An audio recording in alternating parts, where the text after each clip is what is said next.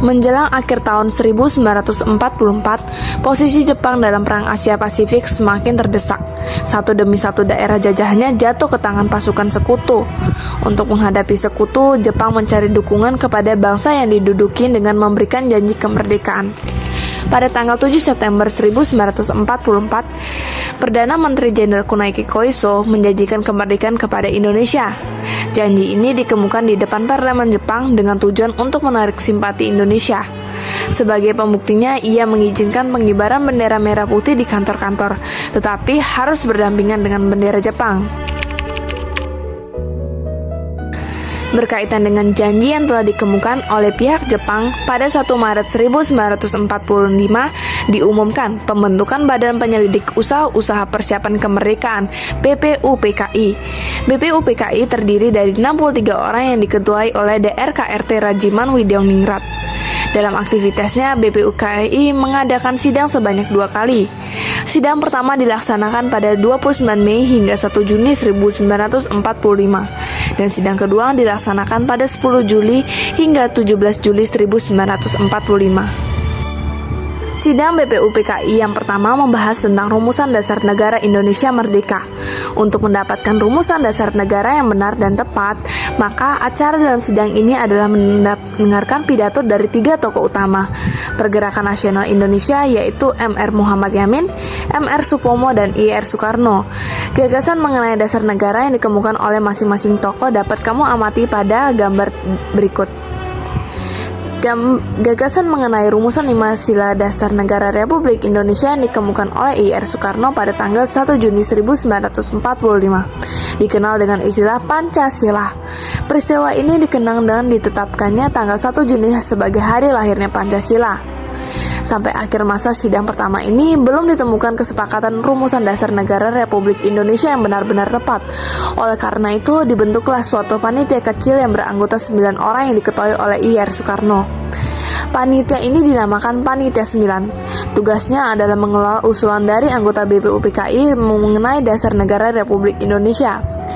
Pertemuan Panitia 9 menghasilkan rumusan yang disebut Jakarta Charter atau Piagam Jakarta yang disetujui oleh secara bulat dan ditandatangani pada tanggal 22 Juni 1945.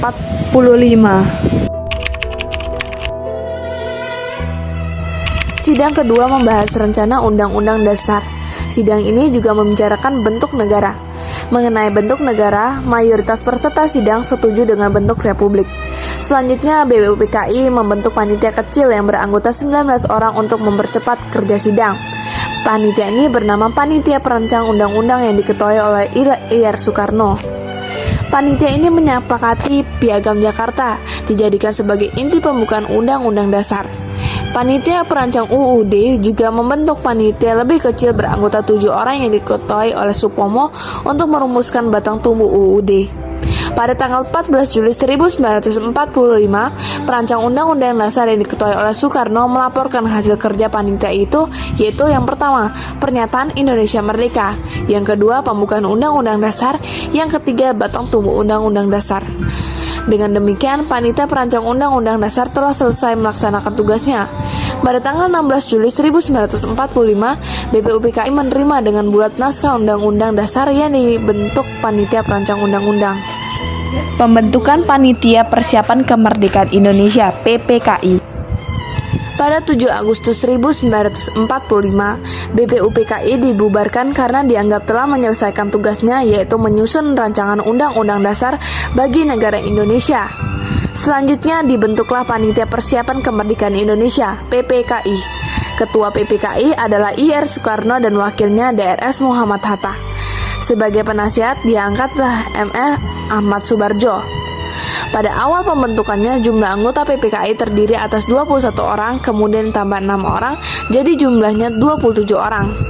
Tugas utama PPKI adalah mempersiapkan segala sesuatu berkaitan dengan keperluan penggantian kekuasaan dari pihak Jepang kepada bangsa Indonesia.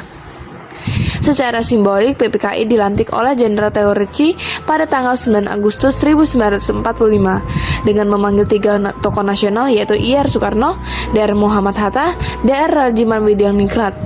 Dipanggillah ke Dalat, Vietnam untuk menerima informasi tentang kemerdekaan Indonesia.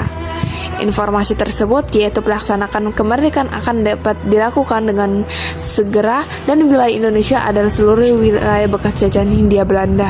Pada malam hari 16 Agustus 1945, pada pukul 8 malam waktu Indonesia bagian Barat, Soekarno-Hatta berserta rombongan berangkat menuju Jakarta. Mereka tiba di Jakarta pada pukul 23 waktu Indonesia bagian Barat, lalu menuju rumah kediaman Laksana Maeda. Tempat ini dianggap aman dari ancaman militer Jepang karena Laksana Maeda adalah kepala kantor penghubung Angkatan Laut di daerah kekuasaan Angkatan Darat. Di kediaman Laksamana inilah rumusan teks proklamasi disusun I.R. Soekarno. I.R. Soekarno menuliskan konsep proklamasi kemerdekaan Indonesia yang akan dibacakan esok harinya. Muhammad Hatta dan Ahmad Subarjo menyumbangkan kepikiran secara lisan. Kalimat pertama dari proklamasi merupakan saran Ahmad Subarjo, sedangkan kalimat terakhir merupakan sumbangan dari Muhammad Hatta. Kalimat pertama berisi pernyataan kehendak bangsa Indonesia untuk merdeka.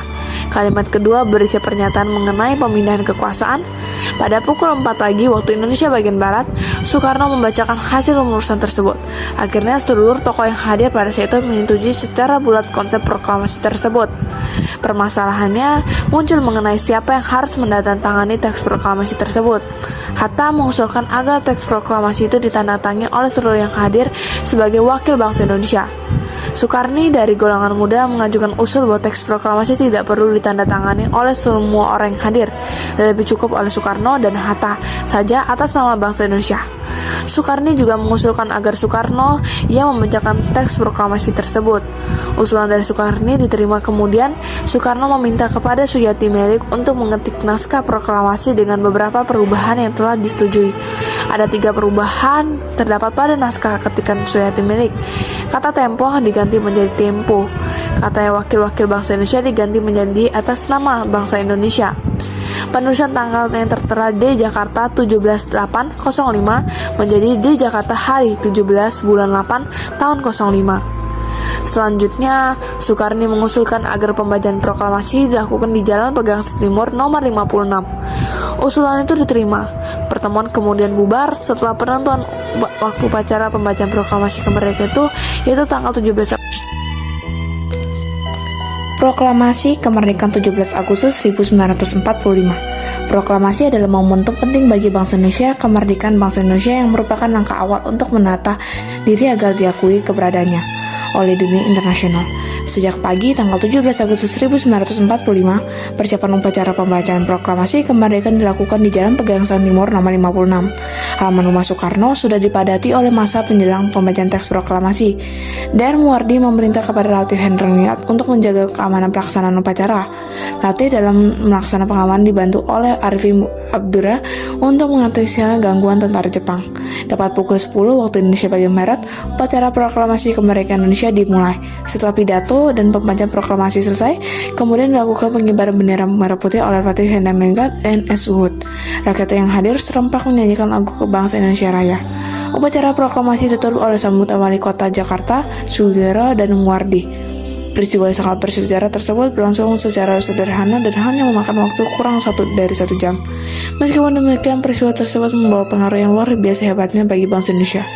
Proklamasi kemerdekaan